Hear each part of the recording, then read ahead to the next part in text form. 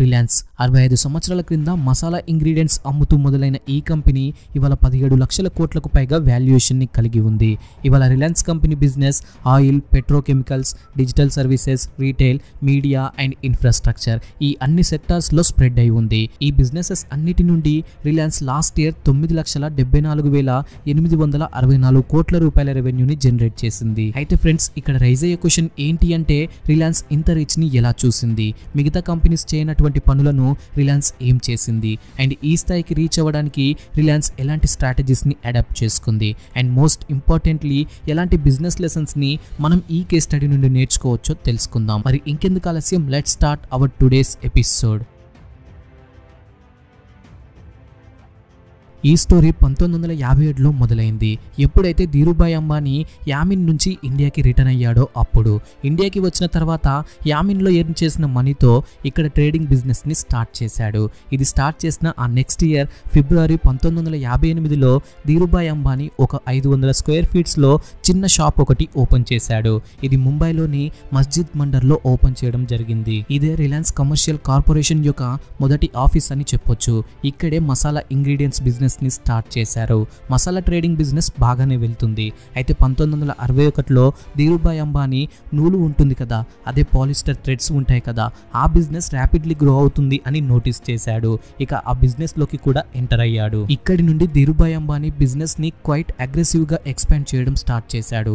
మొదట్లో ఈ threads business ని స్మాల్ క్వాంటిటీతో స్టార్ట్ చేసినప్పటికీ గ్రాడ్యువల్లీ ఈ పాలిస్టర్ థ్రెడ్స్ బిజినెస్ లో డిఫరెంట్ టైప్స్ ఆఫ్ థ్రెడ్స్ ని తీసుకువస్తూ బిజినెస్ ని నెక్స్ట్ లెవెల్ కి వెళ్ళిపోయాడు. అలా విత్ ఇన్ టైంలోనే ఈ యాన్ ట్రేడింగ్ బిజినెస్ లో మంచి పేరుని సంపాదించుకున్నాడు. దీంతో 1964లో Mumbai yarn merchants association and exchange limited వారు ధీరుభాయ్ అంబానీ గారిని డైరెక్టర్ గా ఎంచుకున్నారు. ఒక డైరెక్టర్ గా ధీరుభాయ్ అంబానీ గారు చాలా మంచి పనులు చేశారు.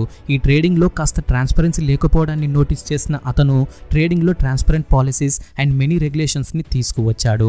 ఇలా అతని వర్క్ చాలా పర్ఫెక్ట్ గా చేశాడు. అయితే ఫ్రెండ్స్, ఆ తర్వాత కొంతకాలానికి ధీరుభాయ్ అంబానీ గారు ట్రేడింగ్ నుండి ఎక్కువ డబ్బు సంపాదించలేమని, మ్యానుఫ్యాక్చర్ ని రన్ చేస్తే ఎక్కువ మోతాదులో మనీ సంపాదించుకోవచ్చు అని గమనించాడు. అలా 1966లో ధీరుభాయ్ అంబానీ గారు నరోడా, అహ్మదాబాద్ లో ఫస్ట్ టెక్స్టైల్ మిల్ ని సెటప్ చేశాడు. ఇక అతను ఇంతకుముందు మేము జస్ట్ థ్రెడ్ ట్రేడింగ్ చేసేవాళ్ళము, కానీ ఇకపై ఈ థ్రెడ్స్ ని కూడా మేమే తయారు చేస్తామని చెప్పుకుంటూ వచ్చాడు. ఇలా Reliance commercial and corporation limited నుండి కంపెనీ నేమ్ ని రిలయన్స్ టెక్స్టైల్ ఇండస్ట్రీస్ గా మార్చాడు. రిలయన్స్ నరోడా మిల్ ఇండియాలో for the first time textile revolution ని తీసుకువచ్చింది. ఇక్కడే India's most iconic textile brand అయిన విమల్ బ్రాండ్ ఈ మిల్ ద్వారానే పుట్టుకొచ్చింది. అయితే ఫ్రెండ్స్, ఇక్కడితోనే ధీరుభాయ్ అంబానీ గారు ఆగిపోలేదు. డిస్ట్రిబ్యూషన్ నెట్వర్క్స్ లోనూ కొత్త రకమైన వేస్ ని ఫైండ్ అవుట్ చేశాడు. ప్రొడక్ట్స్ ని మధ్యలో హోల్సేలర్స్ ని స్కిప్ చేస్తూ డైరెక్ట్లీ రీటైలర్ కి రీచ్ అయ్యేలా చేశాడు. రీటైలర్స్ ని మా గూడ్స్ ని మీ షాప్ లో పెట్టుకోండి అని అడిగాడు. అయితే రీటైలర్స్ కి ఏం చెప్పి ఒప్పించాడు అంటే, ఈ విమల్ బ్రాండ్ ప్రొడక్ట్స్ ని మీరు మీ షాప్స్ లో పెట్టుకోండి, కానీ వెంటనే మనీ పే చేయాల్సిన అవసరం లేదు. మీరు ఎప్పుడైతే మా గూడ్స్ మొత్తాన్ని సెల్ చేస్తారో అప్పుడు మాకు మనీ పే చేయండి అని చెప్పాడు. దీంతో రీటైలర్స్ అంతా చాలా హ్యాపీగా ఒప్పుకున్నారు. ఇలా ఆఫర్ చేస్తే ఎవరు ఒప్పుకోరు చెప్పండి. అయితే ఫ్రెండ్స్, షాప్ లో విమల్ బ్రాండ్ ప్రొడక్ట్స్ పెట్టినంత మాత్రాన సెల్ అవుతాయా అని మీరు అనవచ్చు. ఇక్కడ కస్టమర్స్ ని అట్రాక్ట్ చేయడానికి ధీరుభాయ్ అంబానీ గారు మధ్యలో స్కిప్ చేసినటువంటి హోల్సేలర్స్ బడ్జెట్ ని డైరెక్ట్లీ అడ్వర్టైజ్మెంట్ లో పెట్టడం స్టార్ట్ చేశాడు. ఇలా అడ్వర్టైజ్మెంట్ బడ్జెట్ ఇంక్రీజ్ చేస్తూ విమల్ యాడ్స్ ప్రతి ఒక్క చోటకి రీచ్ అయ్యేలా చూసుకున్నాడు. ఇలా రీటైలర్స్ దగ్గర పెట్టినటువంటి విమల్ గూడ్స్ అన్ని కూడా కస్టమర్స్ విపరీతంగా కొనడం స్టార్ట్ చేశారు. ఇలా విత్ ఇన్ నో టైమ్ లోనే విమల్ బ్రాండ్ కస్టమర్స్ యొక్క ఫస్ట్ చాయిస్ గా నిలిచింది. 1972కి వచ్చేసరికి బొంబాయిలోని ఒపేరా హౌస్ లో రాక్సీ థియేటర్ దగ్గర విమల్స్ ఫస్ట్ ఎక్స్క్లూజివ్ షోరూమ్ ని ఓపెన్ చేశారు.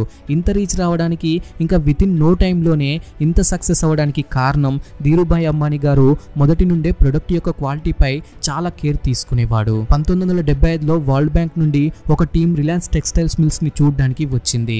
అండ్ ఆ మిల్ చూసిన వాళ్ళంతా ఎంత ఇంప్రెస్ అయ్యారు అంటే, ఈ మిల్ ఇండియాలోనే ఒక ఫైనెస్ట్ టెక్స్టైల్ మిల్ అని చెప్పుకొచ్చారు. ఇంకా జపాన్స్ యొక్క టెక్స్టైల్స్ న్యూస్ లో కూడా రిలయన్స్ మిల్ ని మెన్షన్ చేస్తూ, మా కంట్రీలో ఎంతో పాలిస్టర్ ప్రొడక్షన్ జరిగినప్పటికీ మా దగ్గర రిలయన్స్ మిల్ దగ్గర ఉన్నంత అడ్వాన్స్డ్ టెక్నాలజీ లేదు అని చెప్పుకొచ్చారు. ఈ రీజన్ కారణంగానే 1976కు వచ్చేలోపు ధీరుభాయ్ అంబానీ గారు ఇండియాస్ టెక్స్టైల్ ఇండస్ట్రీస్ లో కింగ్ గా గుర్తించబడ్డాడు. ఆ తర్వాత సంవత్సరం 1977లో ఫస్ట్ ఐపీఓని రిలయన్స్ సెటప్ చేసింది. ఈ ఐపీఓని సెటప్ చేసిన కొన్ని సంవత్సరాలకు 1980s కి వచ్చేసరికి ధీరుభాయ్ అంబానీ గారు ఏమర్థం చేసుకున్నాడు అంటే మేము తయారు చేస్తున్న ఈ పాలిస్టర్ హ్యూజ్ రేంజ్ లో ఉంది, ఇదంతా ఒక రా మెటీరియల్ నుండి వస్తుంది అని గుర్తించాడు. అదే పాలిస్టర్ ఫిలమెంట్ యార్న్. అయితే ఈ పాలిస్టర్ ఫిలమెంట్ యార్న్ ని ఇంపోర్ట్ చేసుకోకపోతే మరింత గ్రోత్ ని చూడవచ్చు అని భావించాడు. అయితే ఫ్రెండ్స్, ఈ రా మెటీరియల్ ని ఇంపోర్ట్ చేసుకోకపోతే ఆ రా మెటీరియల్ ని ఇండియాలోనే తయారు చేసుకోవాల్సి ఉంటుంది. మరియు ఇండియాలో దీన్ని తయారు చేయాలి అంటే ఒక పెట్రోకెమికల్ ప్లాంట్ కావాల్సి ఉంటుంది. ఇలా ఈ పెట్రోకెమికల్ ప్లాంట్ సెటప్ చేయడానికి ధీరుభాయ్ అంబానీ గారు ప్లాన్ చేశారు. అలా పాతాళగంగ ప్లేస్ లో ఒక ప్లాంట్ సెటప్ చేయడం స్టార్ట్ చేశాడు. ఈ ప్లాంట్ ఆపరేట్ చేయడానికి అతను ఎవరిని ఎంచుకున్నాడో తెలుసా? మన అందరికీ ఎంతో సుపరిచితమైన ముఖేష్ అంబానీ గారిని. ఆ సమయంలో ముఖేష్ అంబానీ గారు స్టాన్ఫర్డ్ యూనివర్సిటీలో చదువుతూ ఉన్నాడు. ఇక ధీరుభాయ్ అంబానీ గారు ముఖేష్ అంబానీ గారికి కాల్ చేసి నేను ఇలా పాతాళగంగ ప్లేస్ లో పెట్రోకెమికల్ ప్లాంట్ సెటప్ చేయాలి అని చూస్తున్నానని, దాన్ని నువ్వే మొదటి నుండి ఆపరేట్ చేయాలి అని చెప్పాడు. ఇలా ముఖేష్ అంబానీ గారు రిలయన్స్ ఎంపైర్ లోకి ఎంటర్ అయ్యాడు. ఈ ప్లాంట్ ని 2 సంవత్సరాల్లోనే బిల్డ్ చేశారు. ఇలా ఇప్పుడు రిలయన్స్ పెట్రోకెమికల్స్ ని, దీంతో పాటు పాలిస్టర్ ఫిలమెంట్ యార్న్ ని, అలాగే టెక్స్టైల్స్ ని రిలయన్స్ తయారు చేస్తూ వస్తుంది. 1985లో మిస్టర్ ధీరుభాయ్ అంబానీ గారు రిలయన్స్ కి మరోసారి రీబ్రాండింగ్ అవసరమని అనుకున్నాడు. అలా రిలయన్స్ టెక్స్టైల్స్ లిమిటెడ్ ఇండస్ట్రీస్ నుండి రిలయన్స్ ఇండస్ట్రీస్ లిమిటెడ్ గా మార్చేశాడు. ఇవాళ మనం చూసుకున్నట్లయితే రిలయన్స్ బిజినెస్ 4 సెగ్మెంట్ లో ఆపరేట్ అవుతుంది. అందులో ఫస్ట్ వన్ వచ్చేసి oil to chemical. Dhirubhai Ambani గారు యామిన్ లోని షెల్ కంపెనీలో వర్క్ చేస్తున్నప్పుడు అతనికి ఒక డ్రీమ్ ఉండేది, ఇండియాలో కూడా ఇలాంటి ఒక ఆయిల్ రిఫైనరీని సెటప్ చేయాలి అని. అయితే ఈ డ్రీమ్ ని 1988లో ఫుల్ఫిల్ చేసుకున్నాడు. ఎప్పుడైతే గుజరాత్ లోని హజీరాలో పెట్రోకెమికల్ ప్లాంట్ ని సెటప్ చేశాడో అప్పుడు. 1991కి వచ్చేసరికి రిలయన్స్ యొక్క హజీరా పోర్ట్ ఫస్ట్ ఫేజ్ ని కంప్లీట్ చేసుకుంది. దీంట్లో భాగంగా Reliance different types of polymers, పాలిస్టర్స్, petrochemicals లాంటి ప్రొడక్షన్స్ ని చేసింది. హజీరా ప్లాంట్ ని కొన్ని సంవత్సరాల పాటు రన్ చేశాక 1999లో ధీరుభాయ్ అంబానీ గారు జామ్నగర్ లో ఒక పెద్ద ఆయిల్ రిఫైనరీని సెటప్ చేయడానికి ప్లాన్ చేశాడు. ఈ రిఫైనరీ తయారయ్యాక వితిన్ 2 years లోనే 2001లో జామ్నగర్ లో మరో రిఫైనరీని సెటప్ చేశాడు. ఈ 2 రిఫైనరీస్ ఒక ఇండియాలోనే కాదు, వరల్డ్ లోనే అత్యంత largest green field grass roots refineries గా గుర్తించబడ్డాయి. ఈ రిఫైనరీ 7,500 acres లో స్ప్రెడ్ అయి ఉంది. With fully integrated unit, power generation complex, ఒక టెర్మినల్ కాంప్లెక్స్, ఇంకా పోర్టుకి దగ్గరలో ఒక ఓన్ టౌన్షిప్ కూడా ఉంది. అయితే ఫ్రెండ్స్, ఈ స్టోరీ ఇక్కడితోనే ఎండ్ అవ్వలేదు. ఎందుకంటే ఇవాళ రిలయన్స్ దగ్గర జామ్నగర్ రిఫైనరీతో పాటు అలాంటి కెమికల్ ప్లాంట్సే ఇప్పుడు 10 ఉన్నాయి. ఈ జామ్నగర్ రిఫైనరీ నుండి వచ్చే అవుట్పుట్ రా మెటీరియల్ ద్వారా ఎన్నో ప్రొడక్ట్స్ తయారవుతున్నాయి, లైక్ పాలిమర్స్, పాలిస్టర్, అరోమేటిక్స్. అండ్ ఇవాళ మీరు కేర్ఫుల్ గా చూసినట్లయితే ఈ Reliance oil to chemical business నుండి కంపెనీకి కాంట్రిబ్యూట్ గా 41.5% ఆఫ్ ది రెవెన్యూ యాడ్ అవుతుంది. ఇది మిగిలిన బిజినెసెస్ తో పోలిస్తే చాలా ఎక్కువ. లాస్ట్ ఇయర్ చూసుకున్నట్లయితే 5,94,650 కోట్ల రూపాయల మనీ ఈ బిజినెస్ నుండే వచ్చింది. ఇక second segment of Reliance business గురించి మాట్లాడుకుంటే డిజిటల్ సర్వీసెస్. రిలయన్స్ 1995లోనే టెలికాం బిజినెస్ లోకి ఎంటర్ అవ్వాలి అని ప్రిపరేషన్ స్టార్ట్ చేసింది. అయితే 2002లో రిలయన్స్ ఇన్ఫోకామ్ తో ముందుకు వచ్చింది. కానీ ఇదే సమయంలో ధీరుభాయ్ అంబానీ గారు చనిపోవడం జరిగింది. అలా ఆ తర్వాత కొన్ని సంవత్సరాలకు డిసెంబర్ 2005లో ముఖేష్ అంబానీ అండ్ అనిల్ అంబానీకి రిలయన్స్ ఇండస్ట్రీస్ ని డివైడ్ చేసి ఇవ్వడం జరిగింది. రిలయన్స్ టెలికమ్యూనికేషన్స్ మార్కెట్లోకి వస్తూనే అనిల్ అంబానీ గారి చేతిలోకి వెళ్ళిపోయింది. కానీ ఎంటైర్ టెలికాం బిజినెస్ ని క్రియేట్ చేసింది మాత్రం ముఖేష్ అంబానీ గారు. ఇక ఆ తర్వాత 2 సంవత్సరాల్లోనే 2007లో ముఖేష్ అంబానీ గారు ఇన్ఫోటెల్ బ్రాడ్బ్యాండ్ సర్వీసెస్ లిమిటెడ్ అనే పేరుతో ఒక టెలికమ్యూనికేషన్ కంపెనీని స్టార్ట్ చేశాడు. 2010లో ఇది రిలయన్స్ ఇండస్ట్రీస్ లో ఒక సబ్సిడరీ బ్రాండ్ గా నిలిచింది. ఈ సబ్సిడరీ కంపెనీ వచ్చేసి మరేదో కాదు, ఇవాళ మన అందరికీ ఎంతో బాగా తెలిసిన రిలయన్స్ జియో ఇన్ఫోకామ్ లిమిటెడ్. ఇంకా జియో ప్లాట్ఫామ్ లో చూసుకున్నట్లయితే జియో ఎన్నో సర్వీసెస్ ని బిల్డ్ చేసింది, like Jio telecom, Jio cinema, Jio fibre, Jio mart, Jio payments, Jio 7. ఇలా లాస్ట్ ఇయర్ ఈ డిజిటల్ సర్వీసెస్ సెగ్మెంట్ ద్వారా రిలయన్స్ కి 33.6% ఆఫ్ ది రెవెన్యూ కంట్రిబ్యూట్ అయ్యింది. ఇలా రిలయన్స్ కి ఫస్ట్ బిగ్గెస్ట్ కంట్రిబ్యూటర్ గా oil to chemical business and second biggest contributor గా ఈ డిజిటల్ సర్వీస్ బిజినెసెస్ నిలిచాయి. అండ్ థర్డ్ బిజినెస్ వచ్చేసి రీటైల్. ఈ సబ్సిడరీని రిలయన్స్ రీటైలర్ అనే పేరుతో 2006లో స్టార్ట్ చేసింది. ఇది ఇండియన్ రీటైల్ మార్కెట్ ని కాస్త ఆర్గనైజ్ చేసి ఒక న్యూ వేలో తీసుకుపోయిందని చెప్పొచ్చు. ఇవాళ ఈ రిలయన్స్ రీటైల్ స్టోర్స్ ఒక ఇంటిగ్రేటెడ్ నెట్వర్క్ బేస్ చేసుకుని వర్క్ అవుతున్నాయి. ఇవాళ 18,040 స్టోర్స్ ఇండియా వైడ్ గా వీళ్లకు ఉన్నాయి. ఇంకా వీళ్లకు 24.9 కోట్ల కస్టమర్ బేస్ ఉంది. అండ్ ఫ్రెండ్స్, ఈ రిలయన్స్ రీటైల్ అన్నది చాలా పెద్ద సెగ్మెంట్. దీన్ని మీరు ఊహించని కూడా ఊహించి ఉండరు. ఈ రిలయన్స్ రీటైల్ కింద Reliance Fresh, Reliance Smart, Reliance Centro, Reliance Digital, Reliance Trends Footwear, Jio stores, Just Dial, Hamleys, Jio Mart, Ajio, Urban Ladder, Netmeds, 7-Eleven ఇవన్నీ కంపెనీస్ ఒక రిలయన్స్ రీటైల్ సెగ్మెంట్ కిందనే వస్తాయి. ఇలా రిలయన్స్ ఫ్యాషన్ నుండి ఫార్మా వరకు మార్కెట్ ని ఆక్యుపై చేసి ఉంది. And last year Reliance retail segment నుండి 2,30,951 కోట్ల రూపాయల రెవెన్యూని జనరేట్ చేసింది. ఇది డిజిటల్ సర్వీసెస్ తో పోలిస్తే చాలా ఎక్కువ, కానీ రీటైల్లో మార్జిన్ అన్నది చాలా తక్కువ. కాబట్టి దీని నుండి కంపెనీకి జస్ట్ 12% ఆఫ్ ది రెవెన్యూనే కాంట్రిబ్యూట్ అయ్యింది. అండ్ లాస్ట్ గా ఫోర్త్ సెగ్మెంట్ విషయానికి వస్తే Reliance gas and oil exploration business. Around 2002 to 2003లో రిలయన్స్ కృష్ణా గోదావరి బేసిన్ కింద గ్యాస్ రిజర్వ్స్ ని డిస్కవరీ చేసుకుంది. ఆ తర్వాత కొన్ని సంవత్సరాలకు 2009లో గ్యాస్ ప్రొడ్యూస్ చేయడం స్టార్ట్ చేశారు. అలా అప్పటి నుండి ఇప్పటి వరకు Reliance 2.8 trillion cubic feet of natural gas ని, అలాగే 33 million barrels of crude oil ని ఇక్కడి నుండే ఎక్స్ట్రాక్ట్ చేసుకుంది. మీకు ఇది తెలుసా, ఇండియా దీని నుండి ఎంత బెనిఫిట్ అవుతుందో అని? ఈ ఒక్క సెగ్మెంట్ కారణంగా మన country $40 billion of forex reserves ని కాపాడుకుంది. లేకుంటే ఇదంతా ఇతర కంట్రీస్ నుండి ఆయిల్ అండ్ ఎనర్జీ ఇంపోర్ట్ చేయడానికి స్పెండ్ చేయాల్సి వచ్చేది. అండ్ ఫ్రెండ్స్, రిలయన్స్ ఈ బిజినెస్ నుండి లాస్ట్ ఇయర్ 16,508 కోట్ల రూపాయల రెవెన్యూని జనరేట్ చేసింది. ఇలా టోటల్ గా రిలయన్స్ రెవెన్యూకి ఈ సెగ్మెంట్ ద్వారా 9.1% ఆఫ్ ది కంట్రిబ్యూషన్ లభిస్తుంది. అండ్ ఫ్రెండ్స్, మీకు ఇది తెలుసా, రిలయన్స్ కి లోయెస్ట్ కంట్రిబ్యూషన్ ఎక్కడి నుండి వస్తుందో అని? అది మీడియా బిజినెస్ నుండి వస్తుంది.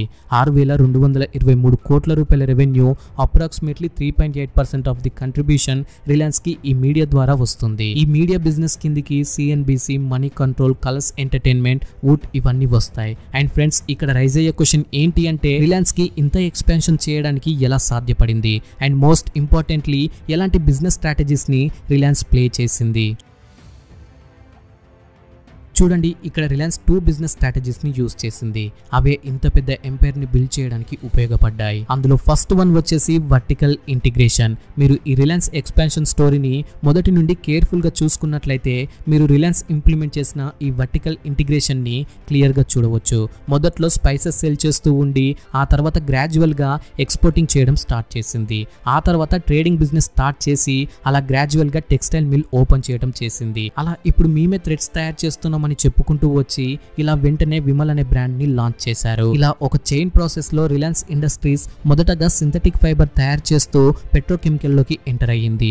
ఆ తర్వాత రా మెటీరియల్స్ కోసం పెట్రోకెమికల్ ప్లాంట్ ని ఓపెన్ చేసింది. ఈ పెట్రోకెమికల్ ప్లాంట్ నుండి ఓన్ గా పెట్రోకెమికల్స్ ని తయారు చేశారు. దాంతో సింథటిక్ ఫైబర్ తో క్లాత్స్ తయారు చేయటం, ఇలా వాటిని ఎక్స్పోర్ట్ చేసి బిజినెస్ చేయటం, మళ్ళీ పెట్రోకెమికల్ నుండి క్రూడ్ ఆయిల్ తయారు చేయటం, దాన్ని రిఫైన్ చేయడానికి రిఫైనరీ ప్లాంట్స్ ని సెటప్ చేయటం, ఇలా రిలయన్స్ కి కావాల్సిన అన్ని సోర్సెస్ ని క్రియేట్ చేసుకుంది. దీనివల్ల అడ్వాంటేజ్ ఏంటి అంటే, ఎలాంటి మిడిల్ మ్యాన్ లేకుండా బిగినింగ్ నుండి ప్రొడక్ట్ ఫినిష్ అయ్యేంత వరకు జరిగే ప్రాసెస్ పై రిలయన్స్ కి కంట్రోల్ ఉంటుంది. దీంతో ఎంటైర్ ఆపరేషనల్ కాస్ట్ ని మినిమైజ్ చేసుకోవచ్చు. ఇలా ఎండ్ ప్రాఫిట్ అన్నది చాలా హైగా ఉంటుంది. కాస్త వెనక్కి వెళ్లి చూస్తే క్రూడ్ ఆయిల్ ఎక్స్ట్రాక్ట్ చేయడానికి ఆయిల్ అండ్ గ్యాస్ ఎక్స్ప్లోరేషన్ ని స్టార్ట్ చేశారు. ఇలా ఆయిల్ తీసుకోవడం నుండి రిఫైన్ చేయటం, దాని నుండి పాలిస్టర్ తయారు చేయటం, అలా వాటి నుండి క్లాత్స్ తయారు చేయటం, ఇలా ప్రతి ఒక్కటి వాళ్ళ కంట్రోల్లోనే ఉండింది. దీన్ని మీరు కేర్ఫుల్ గా గమనించినట్లయితే ఇదే స్ట్రాటజీని మనం డిజిటల్ సర్వీస్ సెగ్మెంట్ లో కూడా చూడవచ్చు. ఫస్ట్ టెలికాం కంపెనీ ఓపెన్ చేశారు. ఆ తర్వాత వాళ్ళే సిమ్ అండ్ నెట్వర్క్ ప్రొవైడ్ చేయటం, ఇంకా మిగతా డిజిటల్ సర్వీసెస్ ని తీసుకురావటం, like Jio TV, Jio cinema, Jio 7 ఇలా అన్ని సర్వీసెస్ ని వీళ్ళే లాంచ్ చేసి వాటి నుంచి మంచి రెవెన్యూని జనరేట్ చేశారు. అండ్ లాస్ట్లీ సెకండ్ స్ట్రాటజీ వచ్చేసి ఎక్స్పాండ్ విత్ ఇండియా. ఇది చాలా ఇంపార్టెంట్ అయిన స్ట్రాటజీ. రిలయన్స్ కి ఇనిషియల్ డేస్ నుండే తెలుసు, ఇండియన్ మార్కెట్ లో హ్యూజ్ ఎక్స్పాన్షన్ చూడాలి అంటే affordable price and good quality అన్నది మెయింటైన్ చేయాలి అని. ఇలా మీరు రిలయన్స్ ని స్టడీ స్టడీ చేసి చూసినట్లయితే మీరే చూడొచ్చు రిలయన్స్ యొక్క ప్రొడక్ట్ మార్జిన్ లోగా ఉండటం. కానీ వీళ్ళు యాక్చువల్లీ నెంబర్ ఆఫ్ కస్టమర్స్ ని గెయిన్ చేసుకోవడానికి చూసేవారు. ఇలా ఒక కస్టమర్ నుండి కంపెనీకి తక్కువ మనీ వచ్చినప్పటికీ నెంబర్ ఆఫ్ కస్టమర్స్ వల్ల ఎక్కువ మనీ కంపెనీకి వస్తుంది అని వీళ్ళకు తెలుసు. ఇంకా ఇండియా ఎలా అయితే ట్రాన్స్ఫర్ అవుతుందో అలా వాళ్ళ బిజినెస్ కూడా ట్రాన్స్ఫర్ చేస్తూ వచ్చారు. For example government recently oil పై డిపెండెన్సీ తగ్గించి రిన్యూవబుల్ సోర్సెస్ వైపు మూవ్ అవుతే బాగుంటుంది అని చెప్పింది. అందుకే ఇవాళ మనం చూసుకున్నట్లయితే రిలయన్స్ ఆయిల్ బిజినెస్ ని తగ్గిస్తూ రిన్యూవబుల్ ఎనర్జీ సోర్సెస్ బిజినెస్ వైపు మూవ్ అవ్వటం, దీన్నే మనం ఎక్స్పాండ్ విత్ ఇండియా అని అనవచ్చు. డే టు డే లైఫ్ లో ఎలా అయితే అవసరాలు పెరుగుతున్నాయో, ఎలాంటి థింగ్స్ దేశానికి అవసరం అవుతున్నాయో అన్న దానిపై రిలయన్స్ ఫోకస్ చేస్తూ వాళ్ళ బిజినెస్ ని ట్రాన్స్ఫర్ చేసుకుంటూ వస్తుంది. అండ్ ఈ రీజన్ కారణంగానే 500 స్క్వేర్ ఫీట్ లో స్టార్ట్ అయిన ఈ రిలయన్స్ కంపెనీ ఇవాళ ఇండియాస్ లార్జెస్ట్ కంపెనీగా నిలిచింది. ఓకే ఫ్రెండ్స్, ఈ వీడియోకి ఇంతే. మీకు రిలయన్స్ ఇండస్ట్రీస్ గురించి తెలిసిన ఏమైనా ఇన్ఫర్మేషన్ ఉన్నా అది వీడియోలో మిస్ అయినా కామెంట్ చేయండి. అది మన కమ్యూనిటీకి చాలా హెల్ప్ అవుతుంది. ఈ వీడియో నచ్చినట్లయితే వీడియోని లైక్ చేయండి. అలాగే ఇలాంటి మరిన్ని ఇన్ఫర్మేటివ్ వీడియోస్ కోసం